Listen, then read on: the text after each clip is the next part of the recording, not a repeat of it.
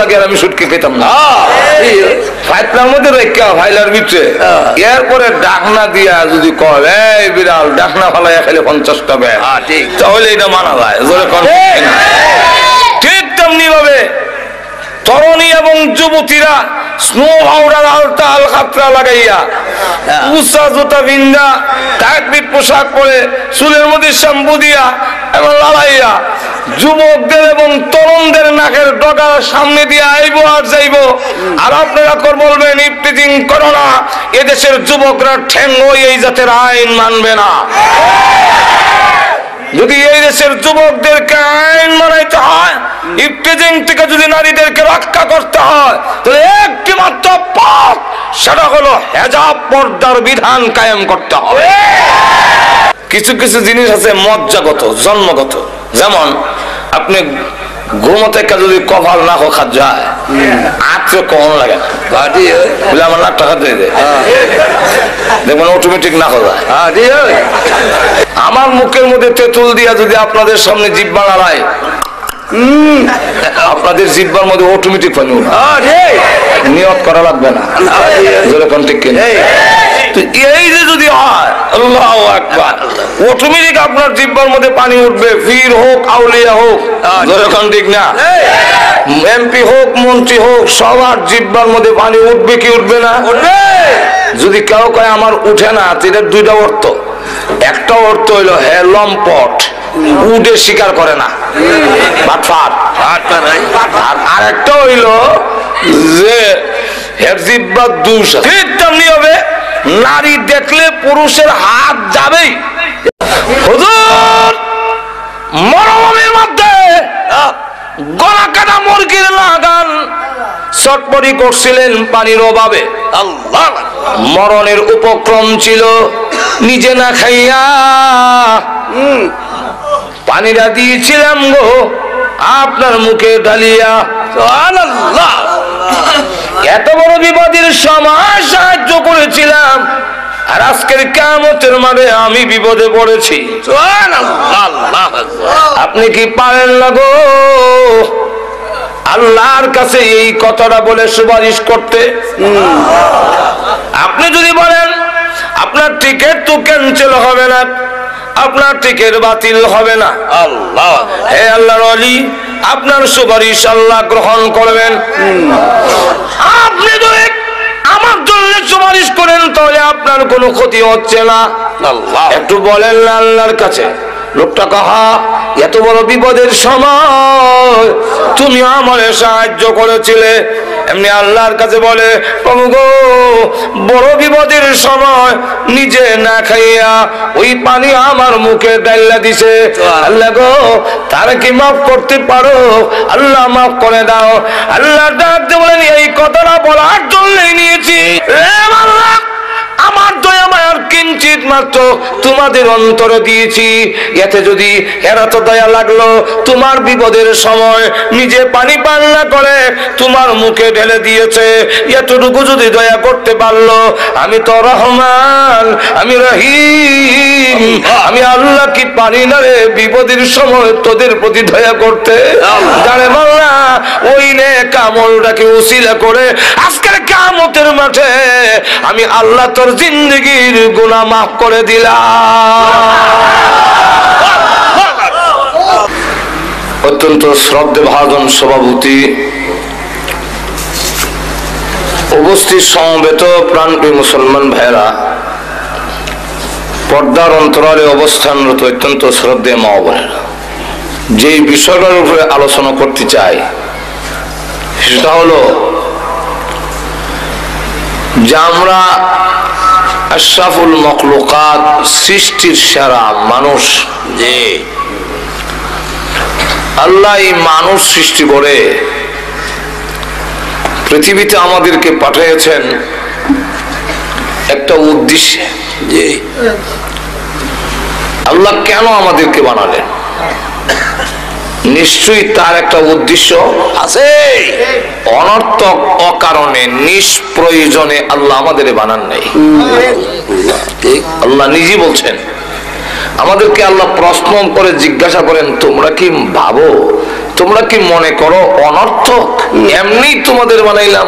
আল্লাহ নিজে বলেন أفحسبتم أنما خلقناكم عبثا তোমরা কি মনে করো অনর্থক, অকারণ, নিষ্প্রয়োজন, আবাস? অবশ্যই না। তাহলে কেন বানাইলেন? উদ্দেশ্যটা কি? আল্লাহ আরেক আয়াতে পরিষ্কার করে বলে দিয়েছে وَمَا خَلَقْتُ الْجِنَّ وَالْإِنسَ إِلَّا لِيَعْبُدُونَ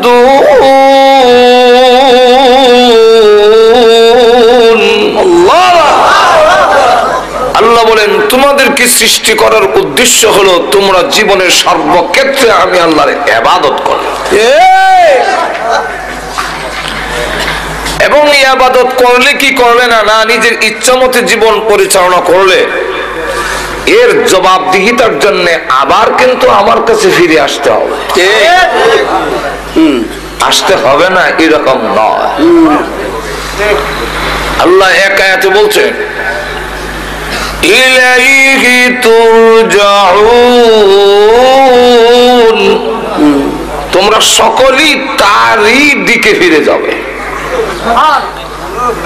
কোন কোন আয়াতে বলছেন ইলাইহিন নুশুর, তার কাছে গিয়ে আবার তোমরা জমা হবে।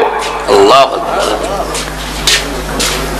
আর আরেক আয়াতের শেষে বলছেন এমনটা মনে করো না যে আসতে হবে না।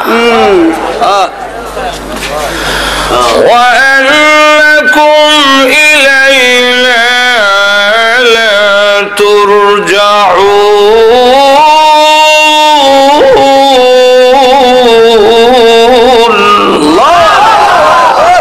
ফিরে আসতে হবে না এরকম নয়, অবশ্যই তোমার আমার কাছে আসতে হবে। জীবনের সব কিছুর হিসাব একদিন আমার দরবারে তোমাদের দিতেই হবে। আল্লাহ রাব্বুল আলামিন যুগে যুগে লাখেরও উপরে নবী রাসূল পাঠিয়েছেন এই কথাটা বোঝাবার জন্য। সুবহানাল্লাহ।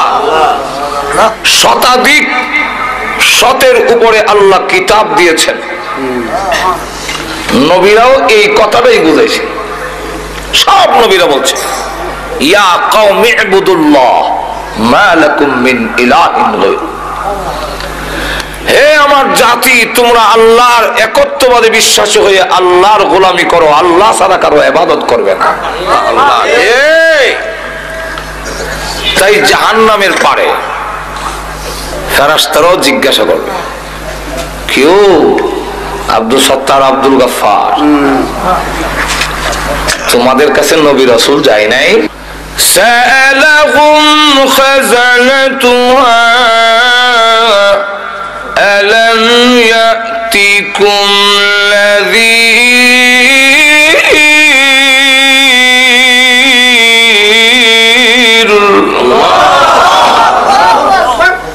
তোমরা যে জাহান্নামের পারে আসলে জীবনে তাফসীর মাহফিল হয়নি তোমাদের?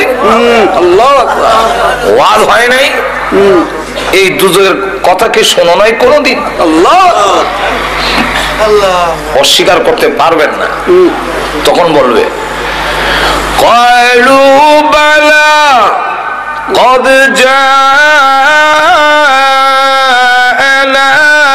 নাযীর।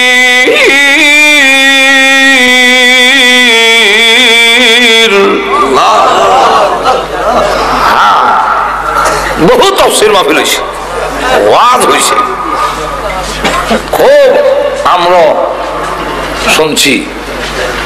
তাইলে এখানে আসলে কেন? আমরা তখন অস্বীকার করছি, এত বিশ্বাস করতাম না, মনে করতাম আলেম ওলামা এমন কইবই। فكذبنا وقلنا ما نزل الله من شيء,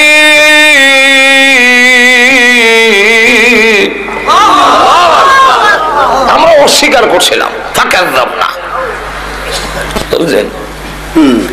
নবীরাও যখন কথা বলতেন আমরা কানো আঙ্গুল দিয়ে রাখতাম, যখন কথা কানো নাই আর ফাত্তা দিতাম না। وَإِذَا تُتْلَى عَلَيْهِ آيَاتُنَا وَلَّى مُسْتَكْبِرًا كَأَن لَّمْ يَسْمَعْهَا كَأَنَّ فِي أُذُنَيْهِ وَقْرًا فبشره بعذاب أليم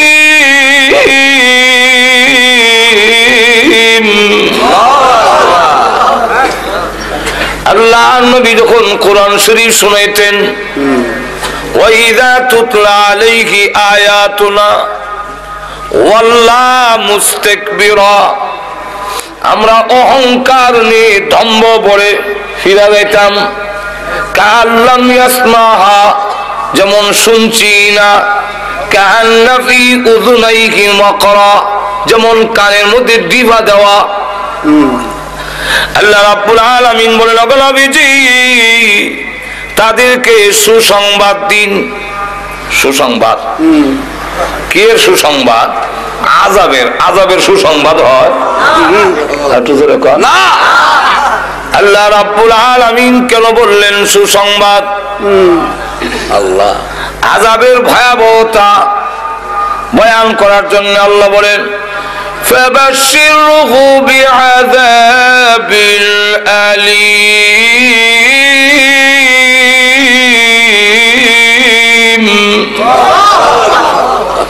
এদেরকে সুসংবাদ দিন, আমার আযাব বড় কঠিন আযাব। ওই দিনকে বলবে মনোযোগ দিয়া যদি শুনতাম, যদি ভালো করে বুঝতাম, বোঝার মতো, তাহলে আজকে জাহান্নামবাসী হইতাম না। قالوا لو كنا نسمع أو نعقل ما كنا في أصحاب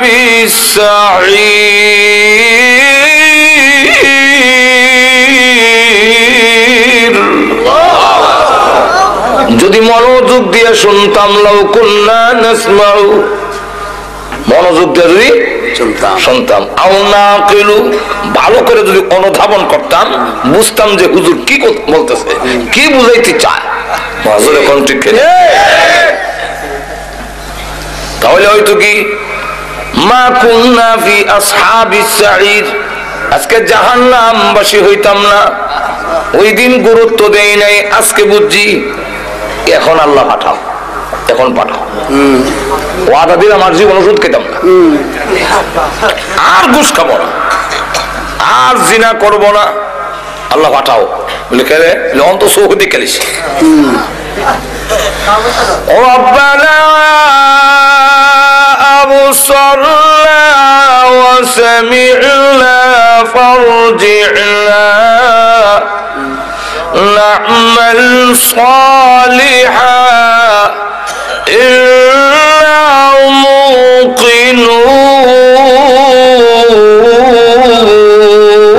موقنون। আল্লাহ এখন চোখে দেখছি যে আযাব, ভয়াবহ আযাব, এখন চোখে দেখতেছি। ওয়াসামি'না, কানে শুনতেছি। কে যে চিৎকার বাবু, হ্যাঁ এখন চোখে দেখি, কানে শুনি। সোহেলপুরের গুরুস্থানে যখন আযাব শুরু হয়েছে, মিশরের গুরুস্থানের মানুষ আতঙ্কিত, কাঁপতেছে। এখন চোখে দেখি। আল্লাহর নবী বলেন, উম্মতেরা, যদি আমি আল্লাহর কাছে দোয়া করতাম, আল্লাহ আমার উম্মতকে কবরের আযাব দেখায়া দাও, আমি দোয়া করি না। কেন করি না জানোস নি? আল্লাহ তাদাফানু, তোমার বাবার লাশ লইয়া তুমি কবরও যাইবা না, মার লাশ লইয়া কবরও যাইবা না। জোরে কোন ঠিক? এখন তো বুঝতেছি না, একদিন বুঝবো। আরব দেশের কবরস্থানে আমরা দেশের কবরে লাগান, আমরা তো এটা মাথা খারাপ, কবরে এত হাক্কা হইয়া ইমন রাং সংসার দিয়া, এরপরে আবার বাত্তি উত্তি ধরাইয়া কেন তোমরা এগুলা করো, কি যুক্তি তার পেছনে? মাজুরে কণ্ঠে কেনে আল্লাহ রসুল জানাইয়া দিয়েছেন, তুমি যদি একটা সিঙ্গারা খাও মসজিদে দিলে যে সোয়াব, এর চাইতে বেশি সোয়াব আল্লাহ তোমার আমল নামায় দিত। রাসূলকে জিজ্ঞাসা করেছেন, হুজুর শ্রেষ্ঠ দান কোনটা, কোন দানটা সবচেয়ে বেশি শ্রেষ্ঠ? আল্লাহ রসুল বলেন, যা তুমি নিজে খাইছো তা। আমি খাইলেও আল্লাহ সোয়াব দেয়। তুই যে মোমবাতি একটা কবর নিয়ে জ্বালায় শেষ করলে, এটা না মুর্দার লাভ হইল না তোর লাভ হইল? মাজুর এখন ঠিক কিনা? একটা মোমবাতি ধরে এটার আলো কি কবরের ভিতরে যাবে? এটা যে জ্বললা শেষ হইলো, তোর তো কোনো কাম লাগলো না। যেরকম ঠিক না, কি লাভ? এর দ্বারা কোনো লাভ নাই। আমাদের দেশে কবর পূজায় ভরে যাচ্ছে, আর এক একটা কবরস্থান মাজার রেসিদা গুনার আড্ডাখানা বানাইছে। কি কম রান্না খরমপুর এখানে দেখে দেখা যায়, সবাইকে আছো নিশাকুর, সব চলো খরমপুর। নিশাকুরে দেখে গোনার কালে লিপ্ত হয়ে গেছো, যার মদিনা জান্নাতুল বাকির মধ্যে 10,000 সাহাবী শুয়ে আছেন, কোন বাতি নাই, কোন ফাঁকা নাই। আল্লাহ, কবর ওই চিনা যায় না। খাদিজাতুল কুবরা রাদিয়াল্লাহু আনহার কবর জিয়ারত করে আইছি।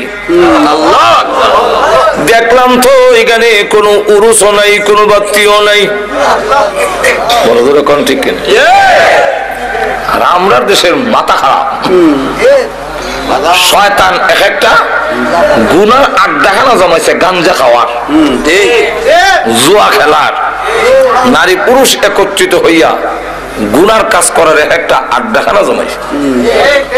আরব দেশের কবর বোঝা যায় না। এক লোক একটু উষা জায়গা দেখে এখানে মাথা রেখে তিনি ঘুমাইয়াছেন। আরব দেশের লোকেরা মাটিতে ঘুমাইয়া থাকে, কারণ কাঙ্কর কাপড়ও লাগে না। ফতোয়া রাহিমিয়ার মধ্যে লেখেন, যেই মাত্র মাথা রেখে ঘুমাইছে এমনি শোনে কানের নিচে আওয়াজ হয়, তোর মাথা উঠাক, তোর মাথার চাপে আমার কষ্ট হয়, তুই আমার বুকের উপরে মাথা দিলি কেন? যদি তুই আমার কবরের হালাত জানতি, জিন্দেগিতে তোর কোনদিন ঘুম আসতো না। আমি হারে হারে টার পাই, কিন্তু এখন আমল করার সুযোগ নাই। আমল করলেও লাভ হবে না। না লাভ হবে না। এক আল্লাহর ওলির কবরের পাশে দিয়া যায় একজন লোক, শুনে সূরা মুলকের তেলাওয়াত শোনা যায়।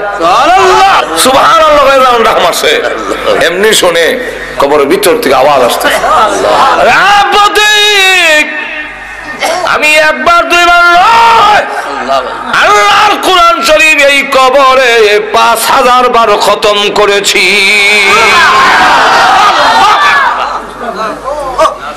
একটা কাজ কর, 5000 বার খতম করে দেই, তোর একবার সুবহানাল্লাহ আমারে দিয়ে দে। কারণ জানোস নি, কিয়ামত পর্যন্ত কোরআন শরীফ পড়লেও তোর একবার সুবহানাল্লাহর সমান সওয়াব আমার হবে না। সুবহানাল্লাহ। কবর, হায় আফসোস, আমি কবরে এসেছি, এখন আমি হারে হারে টার পাই, কিন্তু আমল করার সুযোগ নাই। তোমাদের আমল করার সুযোগ আছে, কিন্তু গাফেল হইয়া তোমরা বসে আছো। কবরের আযাব যদি দেখতে, নবী বলেন আমি দেখি।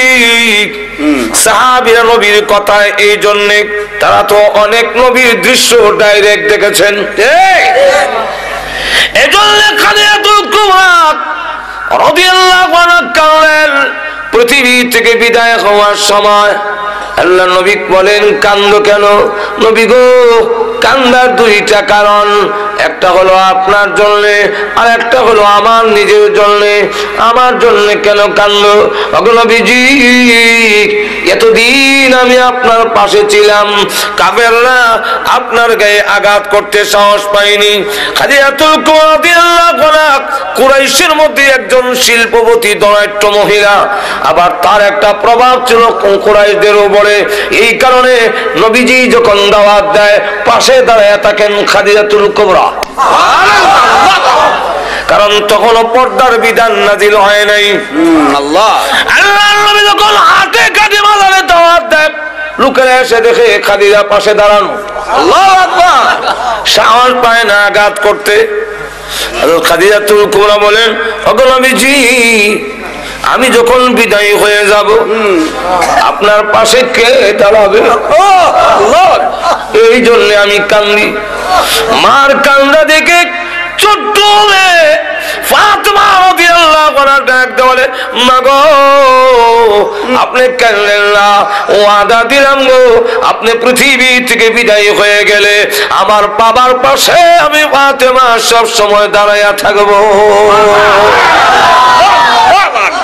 এই জন্যে রাসূল যখন দাওয়াত দিতেন, ছোট্ট একটা মেয়ে কোমর ধরে রাখতেন। আল্লাহু আকবার। এই মেয়ের নাম ফাতেমা। সুবহানাল্লাহ। এখন নবীজি দুই নম্বরটা হলো আমার জন্য কান্দি আমি পৃথিবী থেকে বিদায় হয়ে গিয়া কবরে যে কোনো সামান নাই, আল্লাহ কি নিয়ে যাব? আমার যে কোনো সামান নাই। আপনারা বলেছেন কবরে চাপ দিবে, আল্লাহ নবীজি আঙ্গুল দেখে বলেন, এইভাবে একটা হাড্ডি আর একটা হাড্ডির ভিতরে ঢুকে যাবে। এখন নবীজি এইভাবে যদি হয়, আমি খাদিজার ভয় লাগে, আমার যে কোনো সামান নাই, অথচ আল্লাহ সালাম পাইছেন। আল্লাহ হাদিস শরীফের মধ্যে আসছে, আল্লাহ নবীর দরবারে খাবার নিয়ে আসতেছেন, প্লেট দিয়ে জিবরাইল নবীজির কাছে বসা। এমনি জিবরাইল বলেন, ওগো নবীজি, আপনার খাদিজাকে এই মুহূর্তে মহান আল্লাহ সালাম দিয়েছেন।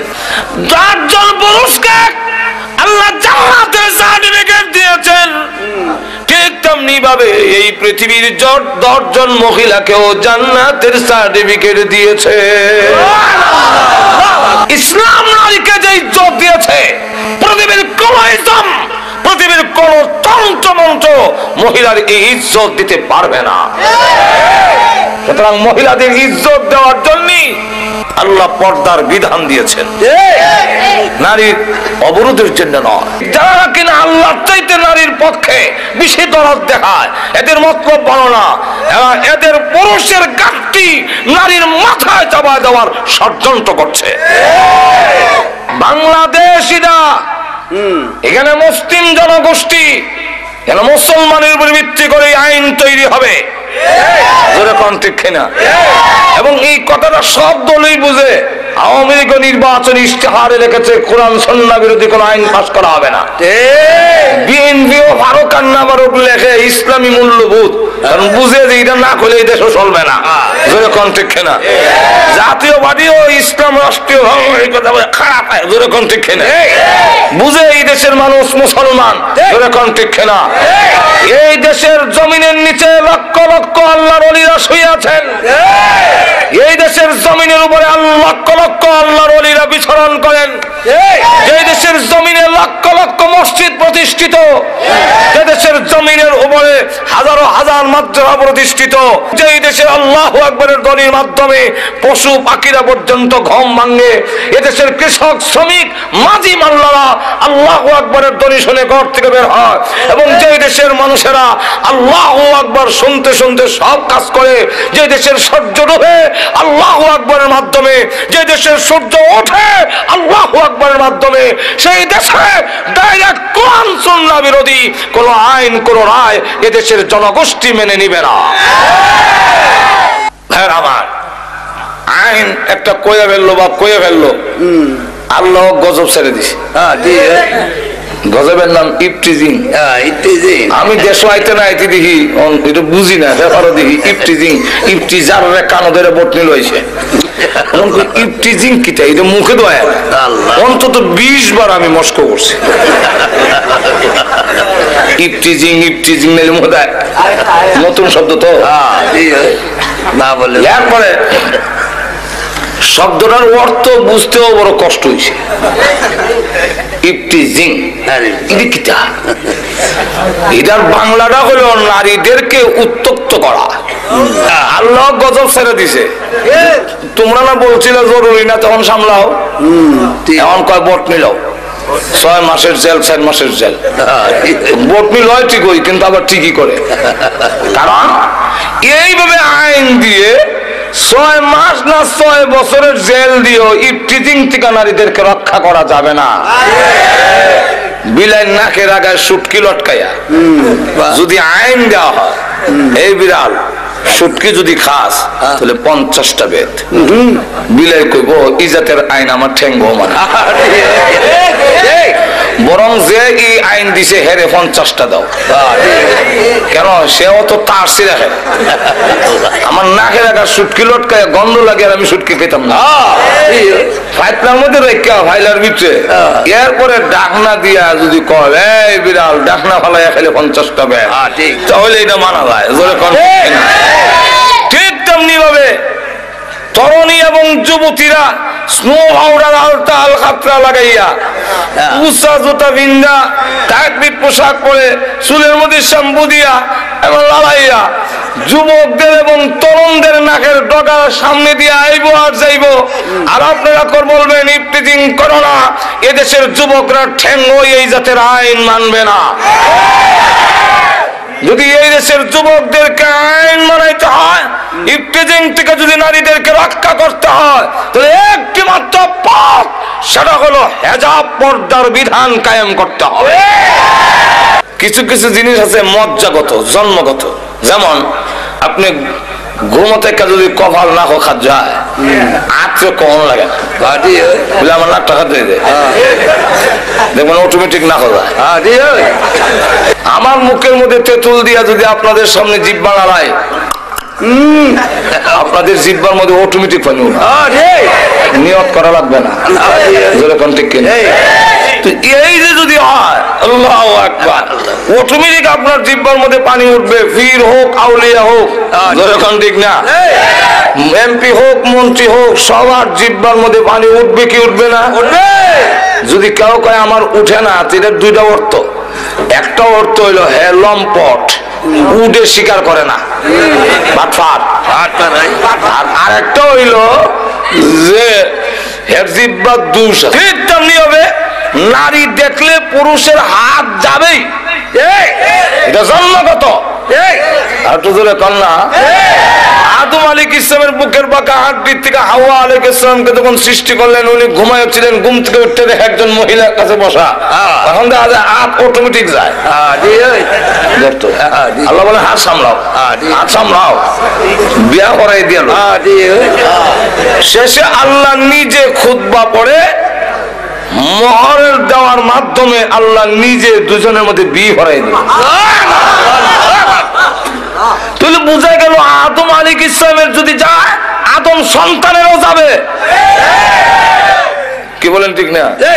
সুতরাং এই নারীদেরকে যদি পুরুষের দরার থেকে রক্ষা করতে হয়, তাহলে পর্দা লাগবে, হেজাব লাগবে, পার্টিশন লাগবে, আর না হয় রক্ষা করা যাবে না।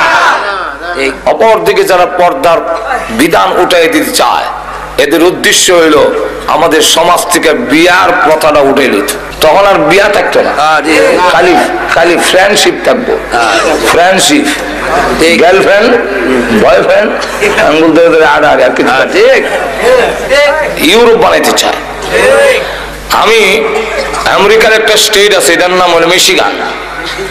এটা হইলো আমেরিকার এক বর্ডার, তার পাশের রাষ্ট্র হইলো কানাডা, মাঝখানে একটা নদী। তো নদীর পরে হাঁটতে গেলাম আমরা কয়েকজন, তো আমরা তো হাঁটতেছি, তসবিহ করতেছি, সুবহানাল্লাহ সুবহানাল্লাহ, ডাইনি মামা চাই না, চাই তুই হোক। ইয়ার পর 2-3 জন ওই ব্রেঞ্চের মধ্যে বসা। আমাদের কাছে দৌড় দেখে জিগায়, তোমরা যে এইভাবে একা একা ঘুরতেছো, তোমাদের কি গার্লফ্রেন্ড নাই? গার্লফ্রেন্ড আমরা বুঝেনি। হ্যাঁ, মহিলা মহিলা বন্ধু নাই। তখন আমরা তার বুঝাইতে চেষ্টা করলাম যে ইসলামে এইভাবে বিবাহের আগে যুবতীদের হাত ধরে আঠা, এটা ইসলামে এলাউড না, এটা ইসলাম গ্রহণ করে না। তো আমাদের সমাজেও যারা চায় এরকম করতে, তখন আর বিয়া থাকবে কই? থাকতে না, থাকবে না। কলেজের দেওয়ালের মধ্যে লেখা, হে কুমার তুমি বিয়াতে রাজি হও না কেন? বিয়াতে রাজি হও না কেন? কোন বাটফারা জানে নিচে আরেক লাইন লিখে দেয়া গেছে যে সস্তায় যেখানে দুধ পাওয়া যায় গায়ে ফালে কে। অর্থ বুঝছেন না আপনারা? সস্তায় যদি দুধ পাওয়া যায়, গায়ের গোবর ভালাও, গায়ে ভালো ঘাস খাওয়াও, এই বুঝা কান্দ কোন নেওয়ার দরকার আছে? তো যেখানে নারী পুরুষ অবাধে চলাফেরা থাকবে, যথায় তথায় পাওয়া যায়, পর্দা নাই, আঙ্গুল দূরে হাঁটতে পারে, গিয়ে ঘুরতে পারে, বাগানে ঘুরে, শ্বাসটলে ঘুরে, অফিসে ঘুরে, সেখানে এই সব কাম তো এর হতই শেষ। তাহলে হ্যাঁ, আর বিয়া করে এই মহিলার দায় দায়িত্ব নিতে চাবে না। আছে কোন থাকবে না, বিয়ার প্রয়োজন নাই। লক্ষ্য করে দেখেন আমাদের সমাজ হতে এরকম কিছু হয়েছে এখন, ঠিক না? কলা সুলাইয়া বেচলে কাস্টমার বাড়বো, এরপরে সোলপুর বাজারে কলা সুলাইয়া কাস্টমার বাড়বে। তখন সুলাইয়া যখন বইছে আর কিছুক্ষণ পরে দেখে যে যখন রস পড়তেছে, রসের গন্ধ হয়ে আবার মাছে জমছে, তাও ভালো মাছি না, পেশাবখানা যে বয় কালা কালা মাছি করতেছে, কথা বুঝছেন? এখন কাস্টমার যারা আগে কলা নিত সবই দেখে হয় মাছ চাই 1000 বার কলা লাগতো, সন্ধ্যা পর্যন্ত বেটা বসে রইলে কেউ কলা নেয় না। এখন কি করবে? যেখানে ভালাইতে যায় সকলে ফসা কলা কেন হয় না, এখন কি করবে? শেষে মাথাত কলা লইয়া গান গায়, কইতাম নি কি গায়? ও ভাই কে আছো কলার খরিদ্দার, কলার পিছনে আছে 1 টাকা কইরা পুরস্কার।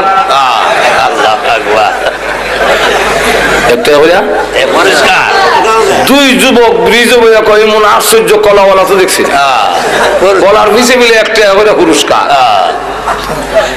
চল আমরা দুইজনে 2 আলি কলা লইলাই, তাহলে 60 টাকা তুই, আমি 60 টাকা, 8 টাকা কলা এটা হলাই দিব মনে কথা। এখন এর আগে 2 আলি কলা লইছে, এটা কি কলার আকর্ষণে না টাকার লোভে? কলার দাম আছে না, কলা তুই হলাই দিব। ঠিক তেমনি হবে আমরাও মাথাত খুব বুদ্ধি দিয়েছে, মনে করলাম সুলাইয়া বেপরদা দিলে মনে হয় কাস্টমার বাড়বো। এখন অবস্থা এরকম হয়েছে, মেয়ের বাবা গান গায়, সবাই কে আছো আমার মেয়ের খরিদ্দার, মেয়ের পিছনে আছে হোন্ডা পুরস্কার। সবাই কে আছো আমার মেয়ের খরিদ্দার, মেয়ের পিছনে আছে ফ্রিজ পুরস্কার। যুবকরা কয় বিয়া করার তো ইচ্ছা আসিল না, এই বুঝা নিতাম আসলাম না, মোটর সাইকেল যখন একটা চার একটা করে লাই। তাহলে এবার বলেন হে কি মেয়ে লোকের আকর্ষণে বিয়ে করছে না হুন্ডার লোভে? হুন্ডা এর কাছে হুন্ডার দাম আছে, বউর দাম নাই। যেরকম ঠিক কিনা? আমি বলতেছিলাম পুরুষদেরকে আল্লাহ যেমন 10 জন পুরুষকে জান্নাতের সার্টিফিকেট দিয়েছেন, ঠিক তেমনি ভাবে 10 জন মহিলাকে দুনিয়াতে জান্নাতের সার্টিফিকেট দিয়েছেন। এর মধ্যে একজন খাদিজাতুল কুবরা রাদিয়াল্লাহু আনহা, ওনাকে আল্লাহর নবীর মাধ্যমে জিবরাইল বলেন, ওগো নবীজি আপনার খাদিজাকে মহান আল্লাহ এই মুহূর্তে সালাম দিয়েছেন এবং ঘোষণা দিয়েছেন আল্লাহর তৈরি জান্নাত ওয়াজিব হয়ে গিয়েছে। কিন্তু ইয়ার পরেও আল্লাহ বলে যে কবরের কোনো সামান নাই। আর আমাদের হালত কি? ও মুসলমান, আমাদের অবস্থা আল্লাহ কান্নার কারণ হইল পৃথিবী থেকে বিদায় হয়ে গেলে কবরের জগতে যখন রেখে দিবেন, কবর যে বলছেন এইভাবে চাপ দিবে, এটা কিন্তু রেহাই নাই, সবকে দিবে। আল্লাহর নবী বলেন কবরের আযাব থেকে যদি কেউ রেহাই পেত, আমার সাদ ইবনে মুআয রেহাই পেত। আল্লাহ হায়াতুল কুবরা রাদিয়াল্লাহু আনহা বলেন, ওগো নবীজি, আপনার ব্যবহারের একটা কাপড় আমার কাপড়ের ভিতরে দিবেন কিনা? আল্লাহু আকবার। আমার বিশ্বাস আপনার ব্যবহারের একটা কাপড় যদি আমার কাপড়ের ভিতরে থাকে গো, তাহলে কবর আমাকে এইভাবে চাপ দিতে পারবে না।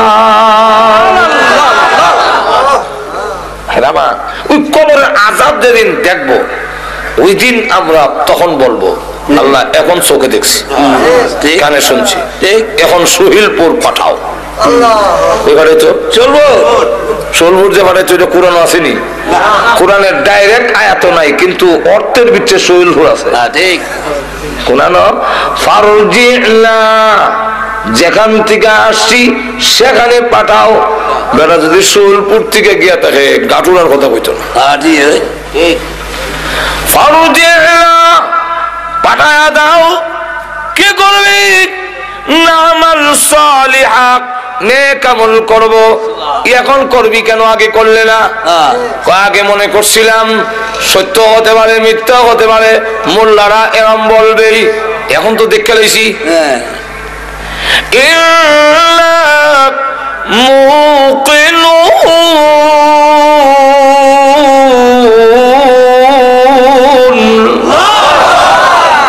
এখন দৃঢ় বিশ্বাসী হয়েছি। যেরকম ঠিক এই পৃথিবীতে আমাদেরকে পাঠাচ্ছেন তার গোলামি করার জন্য, আবার আল্লাহর দরবারে আমাদের ফিরে যেতেই। একটু ধরে কন্যা মনে আছে তো না? আরো ধরে কম আছে। আল্লাহ রাব্বুল আলামিন তাই বলেন, ও মানুষ, তোমাদেরকে আল্লাহ আমি আল্লাহ বানাইলাম ইবাদতের জন্য, আর তামাম পৃথিবী যা আছে সবগুলো তোমাদের জন্য আমি আল্লাহ বানাইছি। আল্লাহ আল্লাহ আমাদেরকে আল্লাহ রাব্বুল আলামিন সৃষ্টি করেছেন তার ইবাদতের জন্য। আর আল্লাহ রাব্বুল আলামিন বলেন যে তোমাদেরকে ইবাদতের জন্য সৃষ্টি করেছি, তাই সবচেয়ে বেশি ইজ্জত আর সম্মান এবং সুন্দর বানায়া তোমাদের সৃষ্টি করলাম। লক্ষ্য করে দেখেন আল্লাহ বলেন, এমন সুন্দর তিনটা অন্ধকারের ভিতরে, তোমার মার পেটের ভিতরে তিনটা অন্ধকার, এখানে আমি আল্লাহ তোমারে বানাইছি। তোমরা যদি অন্ধকারের মধ্যে কোন জিনিস বানাও সুন্দর হবে না। চোখ যে ভালো লাগাইবার কথা অন্ধকারের মধ্যে আতাইয়া, পরে দেখা যায় ফিসে লাগাই দিলে। আল্লাহ রাব্বুল আলামিন বলেন কোরআনে, يخلقكم في بطون أمهاتكم خلقا من بعد خلق في ظلمات ثلاث। আল্লাহ বলেন তোমার মার পেটের ভিতরে পর্যায়ক্রমে তিনটা অন্ধকারের ভিতরে তোমার সৃষ্টি করছে। মানুষ সবকিছু তোমাদের জন্য, আমি আল্লাহ সব তোমাদের জন্য আয়োজন করেছি। এই জমিন বানাইছি তোমাদের বিছনার জন্য, আমি আল্লাহ বিছনা বানাইয়া দিয়েছি। আরো যেরকম কে বানাইছেন? আল্লাহ। আরো যেরকম আল্লাহ। বৈশা রয়েছেন যে আল্লাহ বলেন জমিনকে অনুগত করে দিয়েছি তোমাদের জন্য, আর আমি আল্লাহ জমিনকে জানাই দিছি কোন শব্দ করবা না। আমার বান্দা জিনা করবে, মদ খাবে, গাঞ্জা খাইবো, তোমার উপরে বইয়া আড্ডা মারবে, তাস খেলাবে, নাচবে, তুমি কিন্তু কিচ্ছু করো না, তারে সহ্য করে কান্দ লই রেখো, কারণ তারে বানাইছি আমার ইবাদতের জন্য। তোর জবান বন্ধ, তুই চিল্লাই কইস না জিনা করে, তাহলে কিন্তু আমার বন্ধু আটকে যাবে। আবার যখন তওবা করবে আমি আল্লাহ মাফ করে দেব। আল্লাহ কোরআনে বলছে, ওয়াল্লাযী জাআলা লাকুমুল আরদা যালুলা ফামশু ফি মানাকিবিহা। আল্লাহ রাব্বুল আলামিন বলেন, এই জমিনকে আমি আল্লাহ তোমাদের অনুগত বানায়া দিয়েছি, তার কাদের উপর দিয়ে তুমি চলাফেরা করো, কোনো কথা বলে না। তুমি যতই অন্যায় করো, কোনো কায়লা কুদাল দিয়ে কুইয়া, লাঙ্গল দিয়ে উল্লায়া হাল্লায়া, কোনো কথা বলে না। দুনিয়ার মানুষ, তোমার যখন মেয়াদ চলে যাবে, ইবাদত করলে না, আমি আল্লাহর গোলামি করলে না, ওই দিন আমি আল্লাহ জবান খুলে দিব জমিনে, তোমার জীবনের সব গুনাহগুলো জমিন তখন হেডলাইনে বলতে থাকবে। কোরআন শরীফ আছে, বলবো? ইযা যুলজিলাতিল আরদু জিলজালাহা ওয়া আখরাজাতিল আরদু আথকালাহা ওয়া ক্বালাল ইনসানু মা লাহা ইয়াওমাইযিন তুহাদ্দিসু আখবারাহা বিআন্না রাব্বাকা আওহা লাহা। জমিন হয়ে গেছে, মুহাদ্দিস বর্ণনা দেয়। কি এর বর্ণনা? আখবারাহা, আখবার খবরের বহু বচন। খবর রে বাংলা হয় সংবাদ, ইংরেজিতে হয় নিউজ, আর আরবিতে হয় খবর। কি হয়? খবর। তখন হেডলাইনে কয় আল্লাহ সুদ খাইছে, ঘুষ খাইছে, মদ খাইছে, জিনা করছে আমার উপরে। আল্লাহ জমি তুমি যদি বলো তো আমি বাঁচবো কেমন? আল্লাহ ওয়াকালাল ইনসানু মা লাহা। জমিন তোর কি হইল? এই কথা কেন কস? আল্লাহ ডাক দিয়ে বলেন, নবী গো, বিআন্না রাব্বাকা আওহা লাহা। জমিন কেন কথা বলবে জানেননি? আপনার রব হুকুম দিয়েছেন, আপনার রব হুকুম দিয়েছে, এই জন্য মানুষ যত গুনাহ করেছে জমিন সব এক একটা করে বর্ণনা দিবে। আর এখন জমিন নড়ে না। আল্লাহ বলেন, এত উপরে আকাশ কোন ফিলার দিলাম না, আকাশ কে স্থাপন করছে? আল্লাহ আকবার। জোরে কোন আল্লাহ। কার জন্য? আমরা। কোনদিন ভাঙ্গে পড়ে না, টুকরা না, সলডা না। আল্লাহ কোরআনে বলছেন কেন হবে না? ওয়াজআলনাস সামাআ সাকফাম মাহফুযা। আল্লাহ বলেন, আসমানকে আমি আল্লাহ নিরাপদ ছাদ বানাই দিছি, মাহফুজান, নিরাপদ, কোনদিন পড়বে না। আল্লাহ পৃথিবীর মানুষ, আমি আল্লাহ তোমাদের জন্য পানি নিয়ন্ত্রণ করে দিয়েছি, পানির সাপ্লাই দিয়েছি।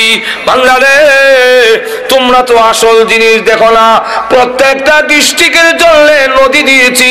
সিলেটের গিয়ে দেখবেন সুরমা, আর একটু আগে দেখবেন কুশিয়ারা, আবার মৌলভীবাজারের জন্য দেয় মনোমুখ, আবার একটু হবিগঞ্জের জন্য এসে খুয়াই, ব্রাহ্মণবাড়িয়ার জন্য তিতাস, কুমিল্লার জন্য গোমতি, ময়মনসিংহের দিকে যান তাহলে ব্রহ্মপুত্র। আল্লাহ রাব্বুল আলামিন বলেন, তাম পৃথিবীর ৪৮ মহাসাগরকে আমি আল্লাহ সংযোগ করে দিয়ে তাম পৃথিবীতে তোমরা আমার গোলামি করবে। তাই আমি আল্লাহ তাম পৃথিবীর পানির যাতে অসুবিধা না হয়, প্রত্যেকের এলাকায় এলাকায় পানির সাপ্লাই পৌঁছাইয়া দিয়েছি। দুবার থেকে বিমান ওঠে। কোন জায়গায় বিমান আছে? টেলিভিশন একটা আছে, বিমানটা কই আছে, কই যায় দেখা যায়, কোন জায়গা গেছে দেখায় বিমানে। আটলান্টিক মহাসাগর 14 ঘন্টা বিমান চলে, তথাপি ওই সাগর পাড়ি দিতে পারে না। আটলান্টিক মহাসাগর সবগুলা সাথে যোগাযোগ রেখে পানি পৌঁছাইয়া দিলাম খালে বিলে। তোর ক্ষেত দিবে, তোমার কাজে লাগাবে, ফসল করবে, আমি আল্লাহর গোলামি করবে। বাংলারে আমি আল্লাহ পানির সাপ্লাই দিয়েছি। আল্লাহ এত জোরে কন্যা সুবহানাল্লাহ। আবার কোন নদীর মধ্যে উপরে হলো লবণাক্ত নিচে মিঠা, অথবা উপরে মিঠা নিচে লবণাক্ত, কোন বান নাই, শুধু একটা হুকুম, পানি রে ও লবণাক্ত পানি, মিঠা এলাকার যাইস না, আমার বান্দা অসুবিধা হবে, সে আমার ইবাদত করবে।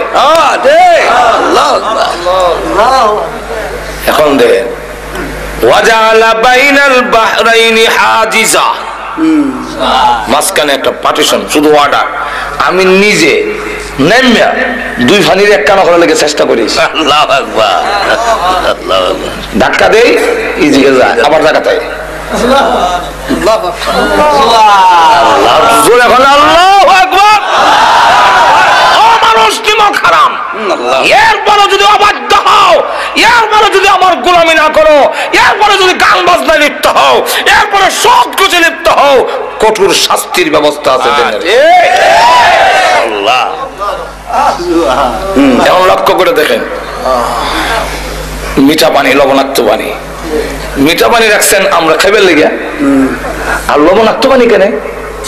তাফসীর কিতাবে লেখেন লবণাক্ত পানির কারণ হইল ওই যে কুত্তা বিলাই গরু ছাগল মরে, লাশ মানুষ পচা গুলা যায়, নদীটা ভাসায় নেয়, নিয়ে লবণাক্ত পানির মধ্যে ঢুকাইয়া তার প্রয়োজনটাকে নষ্ট করে দেয়, যাতে আবহাওয়া দূষিত না হয়।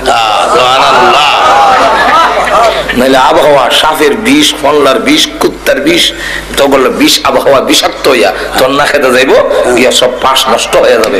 তোদের সবগুলো ঠিক রাখার জন্য তুই না আমার গোলামি করবি, তুই না আমার সাজদা দিবি। ও নিমক খারাপ মন্দা মাজরে কোন ঠিক কিনা, তুই যে আমার সাজদা দিবি, আমি তোর সব আয়োজন করে রাখছি। আল্লাহ ওয়াজআলা খিলালাহা আল-আরাক ওয়াজআলা বাইনাল বাহরাইনি হাজিজা আইলাহুম মা'আল্লাহ।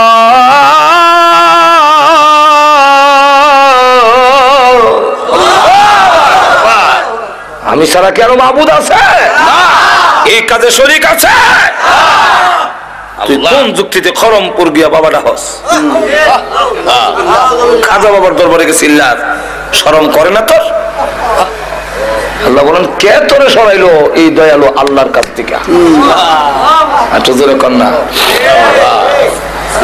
আল্লাহ নিজে বলছে ইয়া আইয়ুহাল ইনসানু মা গাররাকা বিরাব্বিকাল কারীম।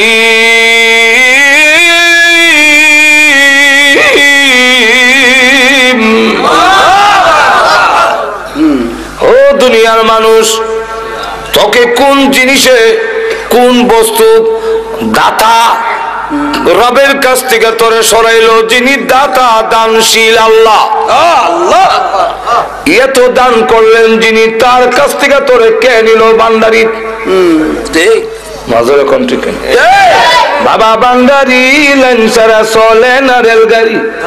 তুই এখানে গেলে তুমি কেন বলো বাবা তোমার দরবারে কেউ ফিরে না খালি হাতে? তোর তোমার দরকার ছিল আল্লাহ তোমার দরবারে কেউ ফিরে না খালি হাতে। এই আয়াতের ব্যাখ্যায় লেখেন ইয়াহইয়া ইবনে মাআজ রাহমাতুল্লাহ আলাইহি এত বড় বক্তা ছিলেন যে ওনার ওয়াজে প্রতিদিনই 10, 20, 30, 40 জন পর্যন্ত মানুষ কলজা বেটে মারা যেত। সেই আল্লাহর ওলি তিনি বলেন হাসরের দিন যদি আল্লাহ আমার জিগায় কিসে তোমারে আমি দয়ালু দাতার থেকে সরাইল, আমি তখন কইয়া দাঁড়াম তোমার দয়ায়। আল্লাহ তোমার দয়া মায়া আমার নষ্ট করছে। এটা কেমনে? এটা বুঝতে হইলে আগে বুঝেন, অনেক সন্তান কিন্তু মার দয়াটারে ফুজি করে নষ্ট হয়। বুঝছেন? হে মাদ্রাসা থেকে মার কাছে গরম ভাত খায়, আমার পানি ভাত দেয়। মার দয়া মায়া বেশি তো কপুত্রে আর যাবার দরকার নেই। আসলে কিন্তু আর পানি ভাত দেয় না। এই কথাটা কোয়ার উদ্দেশ্য হইল নষ্ট হইতো। জোরে কোন ঠিক কিনা? মার দয়া মায়া ধরে বুঝি কইরা অনেক সন্তান নষ্ট হয়। এই এমনি মাছ বুঝাইতে চাচ্ছেন আল্লাহ তুমি তো রহমান দয়া করছো আমারে, আর আমি দয়াটা বুঝতে না হইলে নষ্ট হয়েছি। কিভাবে? রমজান মাসে দিনের বেলা ডালের বেলা নিয়ে মুখ দেয়, এই সময় যদি ঠাস করে তুললে ফেরেশতা সর মারত, আর জাগা পেশাব পায়খানা করে জিন্দিগিতে আর কোনদিন ডালের বড়া খাইতো না কেউ। কিন্তু আল্লাহ করছেন দয়া, একই কিটা হইছে ঠিক কিনা? ভালো হয়েছে না নষ্ট হয়েছে? নষ্ট। ঘুমাইছে যদি ঘুম থেকে আমরা ফজর নামাজ পড়ে উঠে গিয়ে দেখতাম যে যারা যারা ফজর নামাজ পড়ছে না ফেরেশতারা জোড়া যারা যা আসে সব ছুড়ে নিছে। একটা মানুষও নামাজ না বইরা ঘুমাইতো, অন্তত 20 বার গিয়া আমার ইমাম সাহেব মুয়াজ্জিনরা কইলো নামাজের টাইম হইছে নি হুজুর। প্রভু তুমি করেছো দয়া, আর আমি হয়ে গেছি নষ্ট।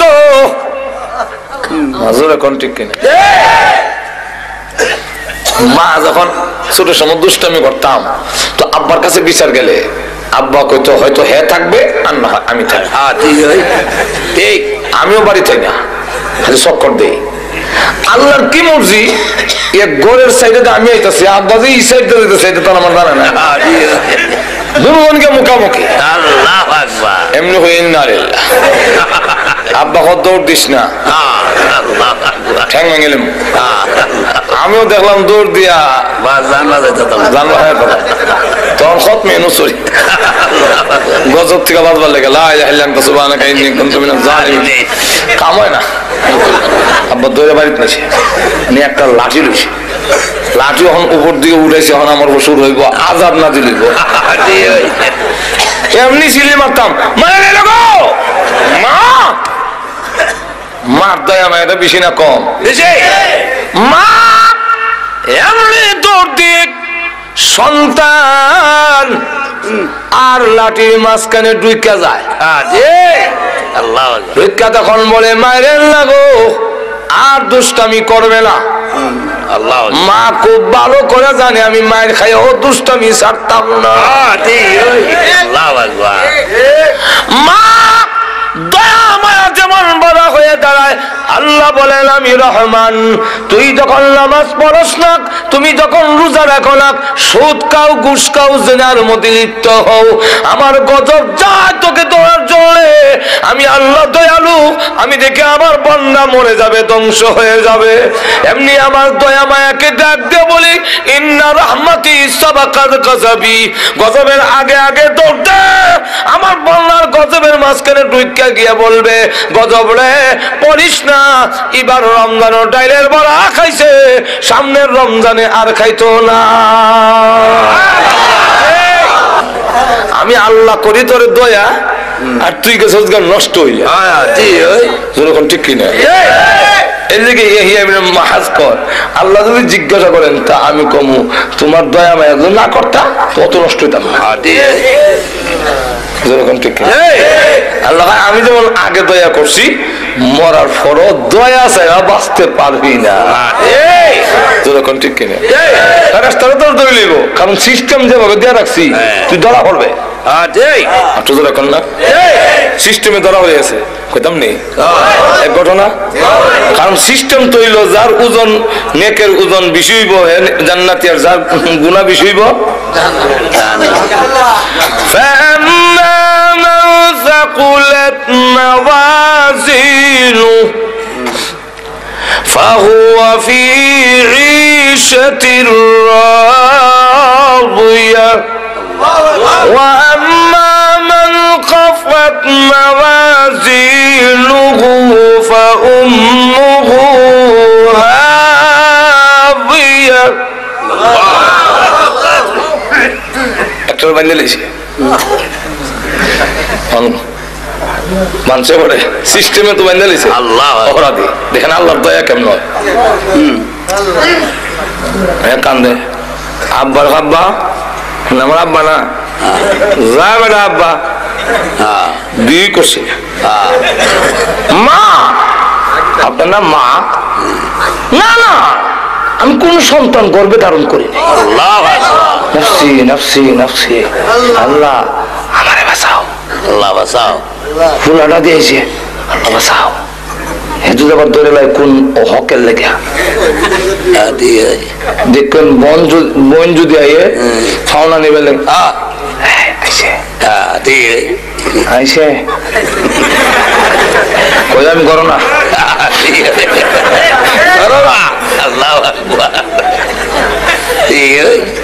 ভাই যদি কয় বলে ফুলার পাঠাইতে আসতাম সৌদি আরব 3 লাখ টাকা লাগে, বাইরে কইছে তুমি 1 লাখ টাকা দাও, দিত না।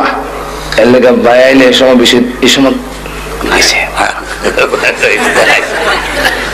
আর হাসরের মাঠ, আল্লাহ স্ত্রী তুমি আমার বউনা না, আমার বিয়ে হইছে না, আল্লাহ আমার কথা না, কোরআনে বলছেন সব ভাগবো।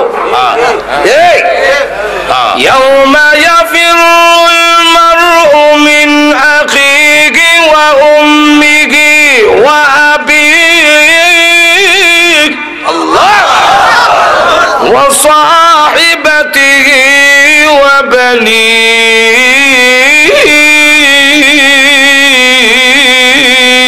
আল্লাহু আকবার। সব খালি ভাগে, কেউ কারো পরিচয় দেয় না। আপনি আমার বিয়াই না মৌলানা সাহেব?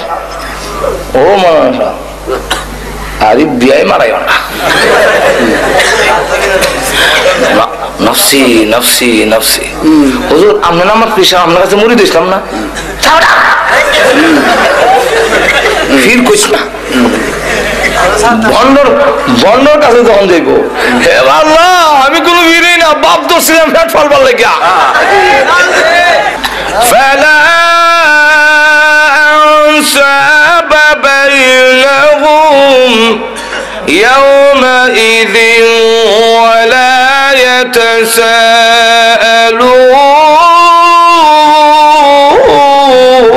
يتساءلون فلا أنساب بينهم, কোনো আত্মীয়তার কাজ হইতো না। আল্লাহ প্রভু গো, তোমার দয়া মায়া মায়া নষ্ট হয়েছে, গুনাহ করেছি, কেউ পরিচয় দেয় না। আল্লাহর অর্ডার, এই ফেরেশতারা তো নিয়মে বেঁধে দিয়েছে, আল্লাহ আপনি নিয়ম দিয়েছেন, নিয়মে ধরছি, নিয়মে ধরছি।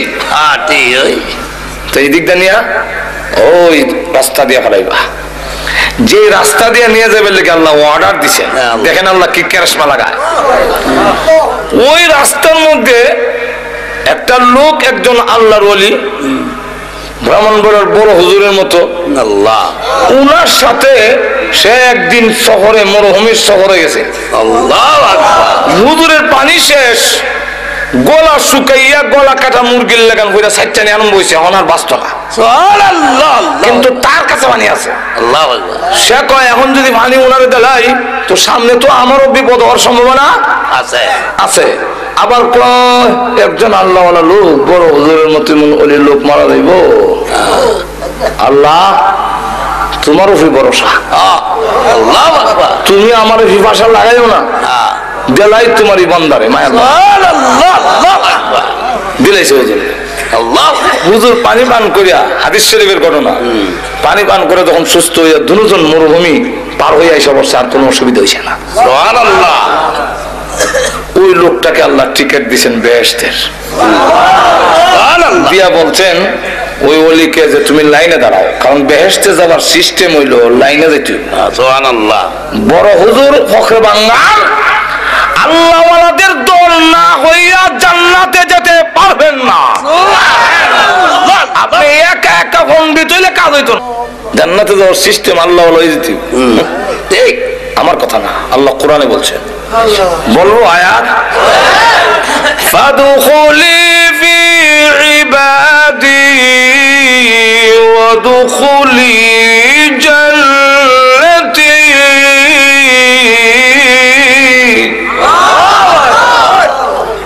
ফাদখুলি ফি ইবাদি, সব গ্রামার আপনারা বুঝে কোনো দরকারও নাই আর সময় নাই। ফাদখুলি ফি ইবাদি, আমার প্রিয় বান্দাদের ভিতরে, ভিতরে ঢুকো, ওয়াদখুলি ফি জান্নাতি, ফি নাই কেন, এখানে ফি নাই, ওয়াদখুলি ফি জান্নাতি, এইভাবে না, ফাদখুলি ফি ইবাদি ওয়াদখুলি জান্নাতি, জান্নাতি কইবার সময় ফি লাগাইছে না। সুবহানাল্লাহ, আল্লাহ। তাহলে জান্নাতে যাওয়ার আগে আল্লাহ ওয়ালাদের দলে ঢুকতে হবে, আর ঢুকলেই তুমি জান্নাতে যেতে হবে। সুবহানাল্লাহ। টিকিট লয়ে গেছে আল্লাহ, আর আল্লাহর বিধান হলো যারে টিকিট দিলেইব আর টিকিট ক্যান্সেল করবেন না। টিকিট ফাইলে করলে হামসা শুন। সুবহানাল্লাহ, আল্লাহু আকবার। এই জান্নাতি যা কইব, আল্লাহ ওই লোকটা যে দাঁড়ানো হানি খিলাইছিল যে, আল্লাহ তার সাথে দেখা করবেন লেগে বাড়াইছে, ওই দিকটা নাই, ঘুরাই নিছে। ইয়া হান্নান ইয়া মান্নান বাংলাইছে, ইয়া হান্নান ইয়া মান্নান, জাহান্নামে যাই গো আল্লাহ, তুমি না রহমান, তোমার দয়া মায়া ছাড়া বালবার উপায় নাই। কোন সময় ভারী খেলেছিল, অত বড় বিপদের সময় তো মন তাহার কথা, আল্লাহ তার মেমোরির মধ্যে আইনা দিছে এবারের চেহারা। চেহারাটা দেখা যায় আর কয় চিনি চিনি লাগে। আল্লাহ চিনি যেমন, ও ফানি যে কিনেছিলাম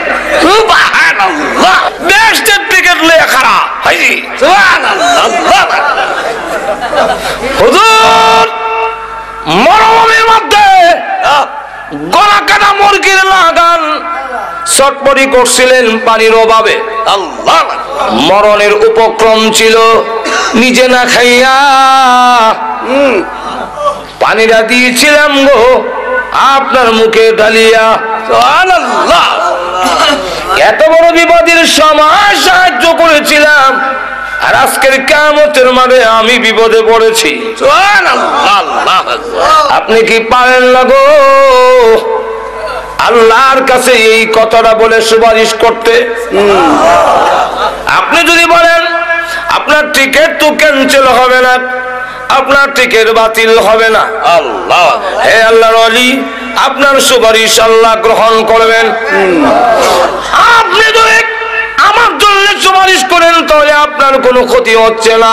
আল্লাহ একটু বলেন না আল্লাহর কাছে, লোকটা কাহা এত বড় বিপদের সময় তুমি আমারে সাহায্য করেছিলে, এমনি আল্লাহর কাছে বলে প্রভু গো বড় বিপদের সময় নিজে না খাইয়া ওই পানি আমার মুখে ডাইলা দিছে, আল্লাহ গো তার কি মাফ করতে পারো? আল্লাহ মাফ করে দাও।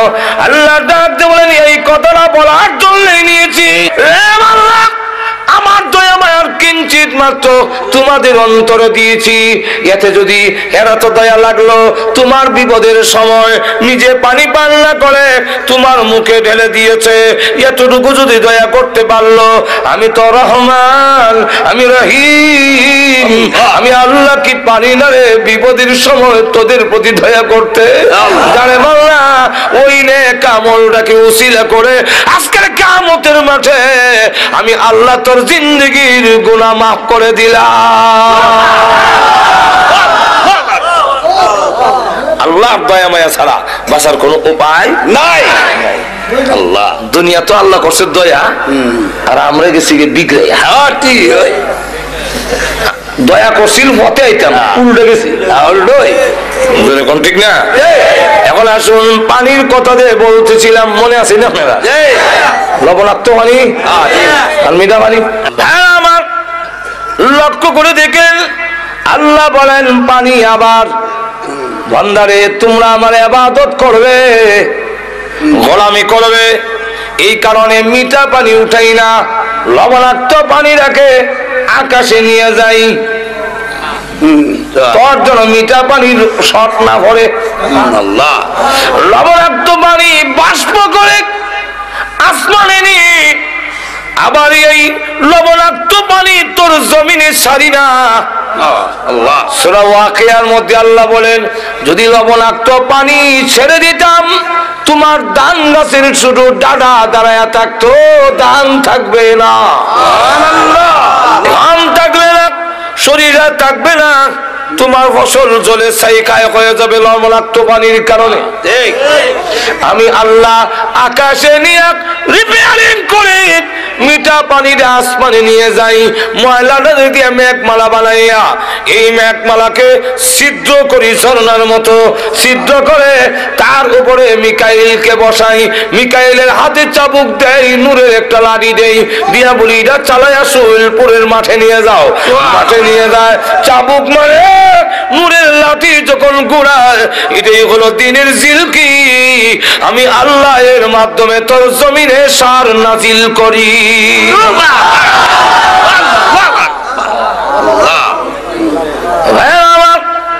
এই ওই আল্লাহ রাব্বুল আলামিন বলেন ডাইরেক্ট উপর থেকে পানি ছেড়ে দিলে তোর ফসল নষ্ট হয়ে যাবে, ফসল নষ্ট হয়ে যাবে।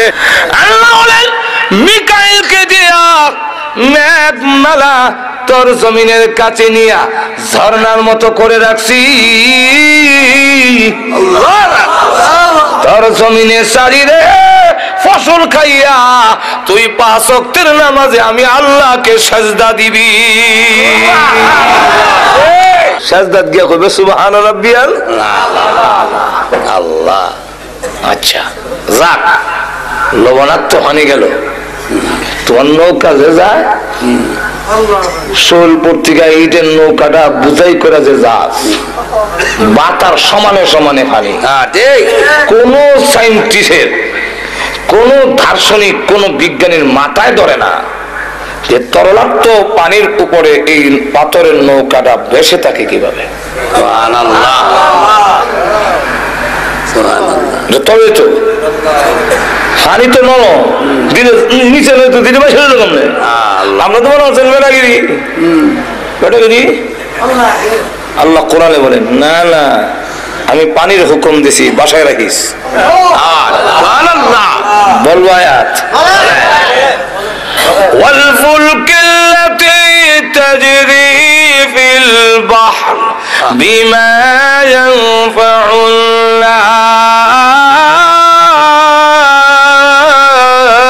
الناس।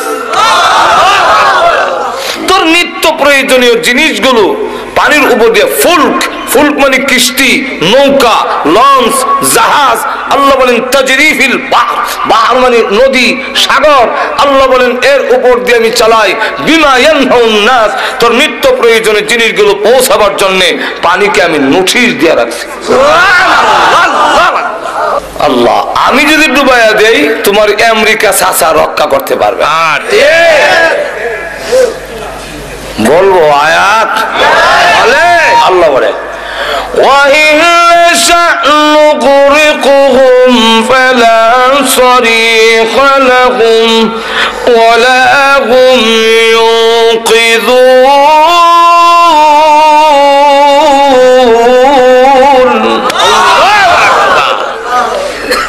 আমি যদি ডুবাইয়া দেই তাহলে وَإِنْ نَشَأْ نُغْرِقْهُمْ, আমি যদি তোমাদের তাদের ডুবাইয়া দেই ইচ্ছা করি, ফালা সরিখা লাহুম, কোন সাহায্যকারী পাবে না, ওয়ালা হুম ইউনকিযুন, তোমাদেরকে কেউ রক্ষা করতে পারবে না। আল্লাহ বলেন শুধু তা না, আমি আল্লাহ ঘুমাই না, আমি আল্লাহ তোমাদের ঘুম পাড়াই এবং ঘুমের ব্যবস্থা করে দিয়েছি।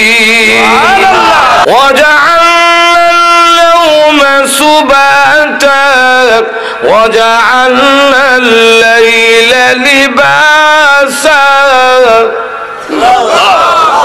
আল্লাহ বলেন আমি ঘুম না দিলে ট্যাবলেট খেলে তোর ঘুম হইতো না। আমি ঘুম দেই, কেন দেই? ঘুম দেওয়ার কারণ, কেন ঘুম নেই? আল্লাহ রাব্বুল আলামিন বলেন ওয়াজআলনা নাওমা সুবাতা, আমি কেন তোমাকে ঘুম দেই? বিশ্রামের জন্য। সারাদিন তুই ভাড়াত কাজ করে, সারাদিন মাটি কেটে, সারাদিন ঠেলা গাড়ি ঠেলে, সারাদিন রিক্সা চালাইয়া, আরে বান্দা তুই যখন ক্লান্ত শান্ত হয়ে যাস, দোকানদারি ব্যবসা বাণিজ্য করে শরীর যখন দুর্বল হয়ে পড়ে, আমি আল্লাহ তোর ঘুম পাড়াই। তুমি যখন 7 ঘন্টা 8 ঘন্টা ঘুমাও, ঘুম থেকে উঠলে দেখা যায় সারাদিনের ক্লান্তিটা ঘুমের মাধ্যমে আমি আল্লাহ দূর করে দেই। বিশ্রামের মাধ্যমে আমি আমি আল্লাহ তোমার সেই ক্লান্তিটা দূর করে দেই, ঘুম আমি দেই। আবার ওয়াজআলনাল লাইলা লিবাসা, তোর ঘুমটা ভালো করে চাপার জন্য আল্লাহ রাব্বুল আলামিন বলেন রাইতের নামক পর্দা আমি ঢেকে দেই, অন্ধকার করে দিই, তোর ঘুমটা যেন ভালো করে চাপে, তোর ক্লান্তিটা যেন দূর হয়। এরপরে আল্লাহ রাব্বুল আলামিন বলেন চন্দ্রটারে আবার ডিম লাইট আমি বানাইছি। চন্দ্রের মধ্যে যে একটা গাছ দেখা যায় দেখছেন তো, এই গাছটা কিসের? ছোট সময় বৈশাখ জ্যৈষ্ঠ মাসে সুতা ধরতাম দৌড়ে, ধরেন নাই মনে হয় আপনারা? তো মাকে জিজ্ঞাসা করলাম, মা এই সুতা করতে গায় গো? মা কো ওই যে সামনে একটা গাছ দেখো, এখানে এক বুন্নি তাহে, এই বুন্নি সুতা ছাড়ে। বিজ্ঞান যখন পড়লাম তারা কয় পৃথিবীর ছায়া। নবীর হাদিস যখন পড়লাম তখন নবী কয় পৃথিবীর ছায়াও না, গাছও না। এটা কি? আল্লাহ রসুল বলে এটা আল্লাহ তার বান্দার প্রতি যে নিয়ামত দিয়েছেন তার আলামত। কি আলামত হুজুর? চন্দ্রের মধ্যে ও সূর্যের মতো এমন পাওয়ার আছে, দুইটার লাইট দিনে রাতে জ্বললে বান্দার ঘুমাইতে অসুবিধা হবে। আলুর মধ্যে ঘুমাইলেও রাইতের ঘুম আর দিনের ঘুম একরকম হয় না, বারবার ঘুম ভেঙে যায়। ঘুমাইলো মানুষের আডা আডি কার হওয়া যায়, ঠিক না? আল্লাহ জিবরাইলকে হুকুম দিলেন, আমরা যে ইমামে কুফি ল্যাম্প নিবাই আর দিয়া তাপা দিয়া, আল্লাহ জিবরাইলকে বললেন তোমার নূরের পাকা দিয়া 3 বার তাপা দাও চন্দ্রের মধ্যে। কয়বার? 3 বার। জিবরাইল আলাইহিস সালাতু ওয়াস সালাম তার নূরের পাকাকে আমরা হাতে সমানো না, আল্লাহ চন্দ্রের মধ্যে 3 বার আঘাত করার পরে যখন নাকি এইভাবে আঘাত করে করার সাথে রাতে তার ভিতর থেকে আলু বের হয়ে গেছে। আল্লাহ হুকুম দিলেন সূর্যের সাথে মিলায়া দাও, যোগ করে দাও, আর চন্দ্রের মধ্যে একটা দাগ রেখে দাও। আমার বান্দা দেখে যেন আমি আল্লাহর শুকরিয়া আদায় করে 5 ওয়াক্তের নামাজের সাজদায় পড়ে যেন যেতে পারে। এই কথা বলে পৃথিবীর মানুষেরা আমি আল্লাহ ঘুমাই না, তোমাদের ঘুম পাড়াই, আমি আল্লাহ ঘুমাই না, ঘুমাবার ব্যবস্থা তোমাদের করে দেই। আর ওই যে চন্দ্রটারে ডিম লাইট বানিয়ে দিয়েছি তোমার ঘুমটা ভালো হওয়ার জন্য। বান্দারে এই সবগুলো কইরা আমি আল্লাহ ঘুমাই না তোমাদের ডাক শোনার জন্য। কোন সময় বিপদে পড়ে আমি আল্লাহকে ডাক দিবি তোমাদের ডাকে সাড়া দেওয়ার জন্য। আমি আল্লাহ 24 ঘন্টার ভিতরে একটা সেকেন্ডও ঘুমাই না। এই সকল ব্যবস্থা করলাম তুমি আমার ইবাদত করবে, যেরকম ঠিক কিনা? এখন হয়েছে কি, আমার আয়াতের দিকে যাই। আল্লাহ বলেন না, তুই অবাধ্য হয়ে যাস।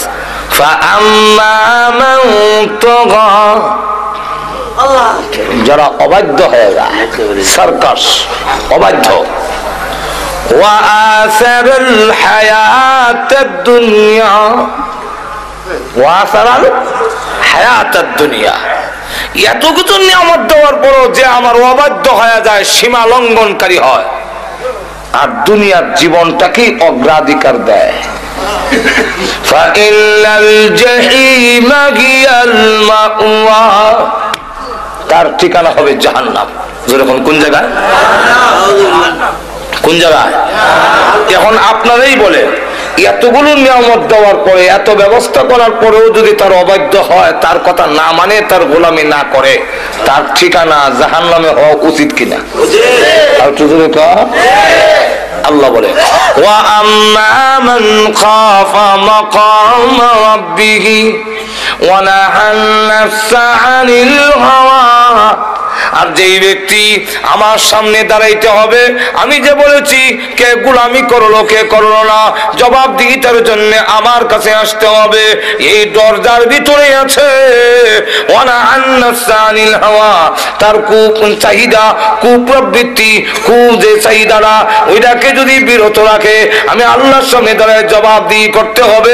এই ভয়ের কারণে যদি পিড়ায় রাখতে পারে, আল্লাহ বলেন ফাইনাল জান্নাতা হিয়াল মাওয়া, তার ঠিকানা হবে জান্নাতে। জোরে কোন জায়গায়? আর বিস্তারিত আলোচনা করতে গেলে লম্বা। আল্লাহ রাব্বুল আলামিন আমাদের সকলকে আল্লাহর ফরমাবরদার, অনুগত হওয়ার, আল্লাহর ইবাদত আর গোলামি করার মন মানসিকতা এবং তৌহিদ যেন আল্লাহ আমাদের দান করেন। সকলে জোরে সোরে বলেন আমিন।